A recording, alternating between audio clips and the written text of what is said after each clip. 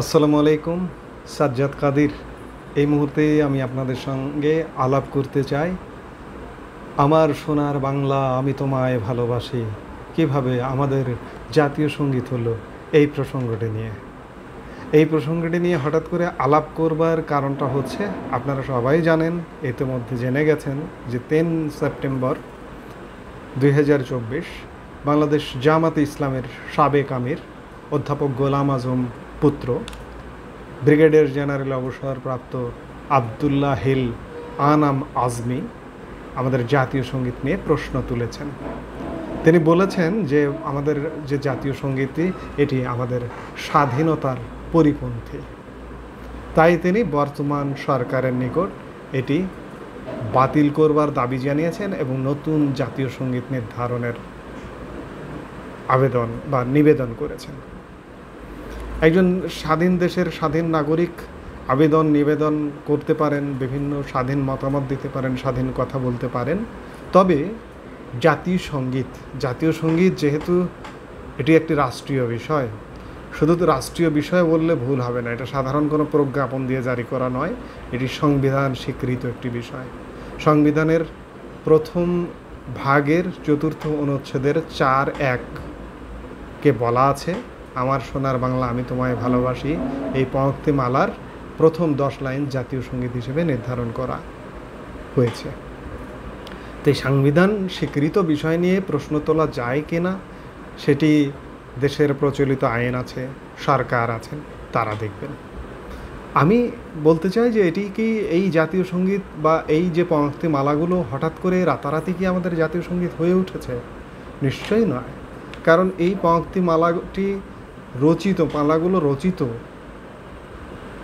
120 বছর আগে 1905 সালে 25 লাইনের পংক্তিমালা রচনা করেছিলেন বিশ্বকবি রবীন্দ্রনাথ ঠাকুর, এবং তারও একটি প্রেক্ষাপট আছে, বঙ্গভঙ্গ প্রেক্ষাপটে এটি রচনা করেছিলেন। তবে বলা হয়ে থাকে যে এটি এক জায়গা থেকে অনুপ্রাণিত হয়ে কুষ্টিয়ার শিলাইদহের বাউল কবি গগন হরকারর বাউল গানের লাইন থেকে অনুপ্রাণিত হয়ে তিনি এটি রচনা করেছিলেন। বলা হয়, আমি কোথায় পাবো তারে আমার মনের মানুষ জেরে, এই পংক্তিমালা থেকে অনুপ্রাণিত হয়ে তিনি রচনা করেছিলেন। যেভাবেই রচনা করুন, এটির প্রেক্ষাপট আমাদের বাংলাদেশ, আমাদের বাংলা, আমাদের পূর্ব বাংলা, আমাদের পশ্চিম বাংলা, প্রাণ প্রকৃতি এর মধ্যে বর্ণিত হয়েছে, দেশপ্রেম বর্ণিত হয়েছে।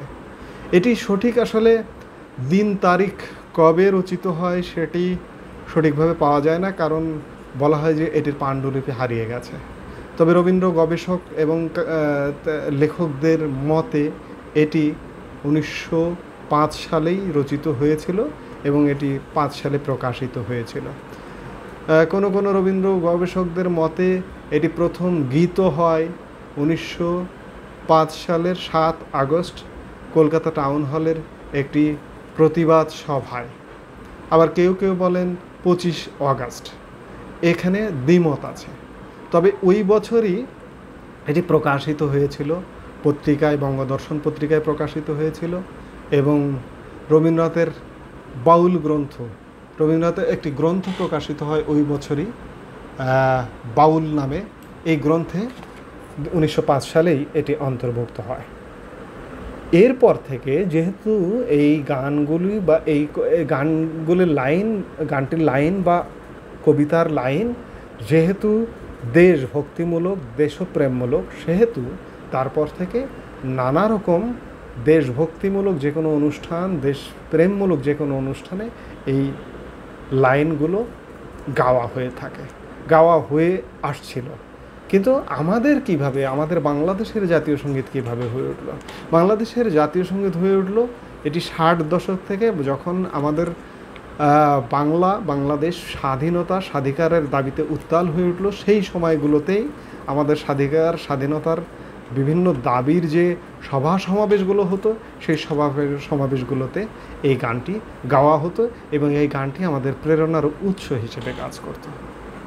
1971 সালের স্বাধীনতার চূড়ান্ত লগ্নে, উষা লগ্নেও এই গানটি গাওয়া হয়েছিল। 1 মার্চ 1971 স্বাধীন বাংলা ছাত্র সংগ্রাম পরিষদ গঠিত হয়।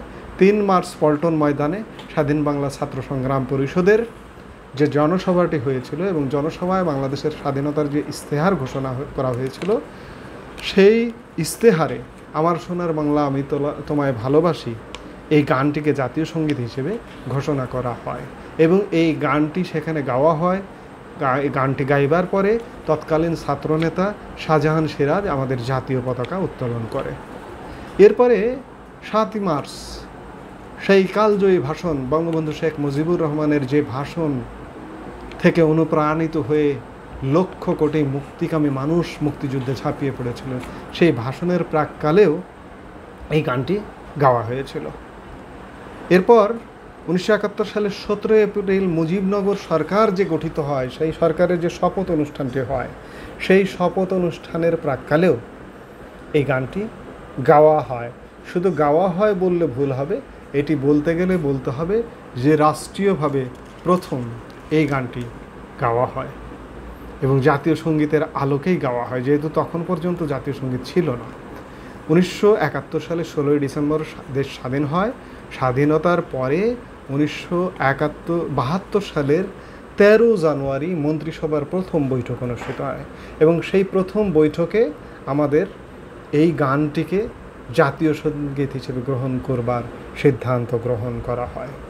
এই সিদ্ধান্ত গ্রহণের আলোকে পরবর্তীতে এটি আমাদের সংবিধানে অন্তর্ভুক্ত করা হয়। সংবিধানের প্রথম ভাগের 4 অনুচ্ছেদে যে আমাদের জাতীয় সঙ্গীত কী হবে, জাতীয় পতাকা কী হবে, জাতীয় প্রতীক কী হবে, যে অনুচ্ছেদটিতে বলা আছে, সেই অনুচ্ছেদের প্রথম অংশেই 4-1 অনুচ্ছেদে এই জাতীয় সঙ্গীতের কথা বলা আছে এবং আমার সোনার বাংলা আমি তোমায় ভালোবাসি এই গানটিকে নির্ধারণ করা আছে। এরপরে ধারাবাহিকভাবে জাতীয় পতাকা, জাতীয় প্রতীক এগুলো বলা হয়েছে। এখন প্রশ্ন হচ্ছে যে এই জাতীয় সঙ্গীতের এই যে এটি একটি শিল্প, এটি একটি সাহিত্যকর্ম, এটির নিশ্চয়ই একজন মালিক আছে, এটির সত্ত্ব আছে কারো।